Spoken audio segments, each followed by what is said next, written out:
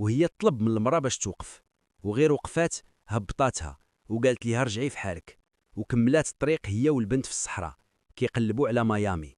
حتى بالصدفة غادي يبان ليها شي واحد جاي في الاتجاه ديالهم بموتور، وهي توقف وجبدات الفردين اللي معاها، وكانت مستعدة تقتل أي واحد يحاول يقرب ليها ولا للبنت.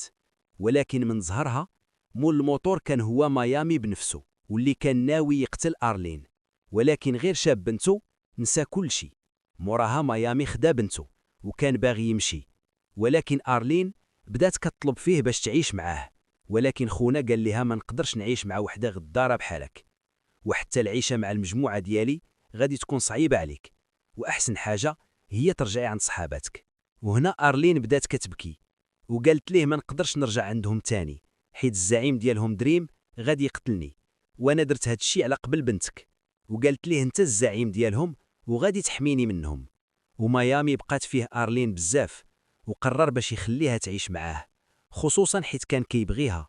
وفي هاد اللحظة بنته قالت ليه راه فيا الجوع، وميامي شد القنية ديالها ودبحها باش تاكلها. وبنته كانت كتاكل فيها وكتبكي حيت القنية هي اللي كانت معاها في ديك الفترة الصعيبة اللي دازت منها. وفي الاخر كنشوفوا ميامي وارلين ولاو عائله وحده، وميامي عطى الاوامر الرجال ديالو باش ما يقربوش لارلين، حيت هي دابا ولات وحده منهم. وهنا كيسالي الفيلم ديالنا. ما تنساوش جيم وكومونتير ومتابعه القناه. تهلاو.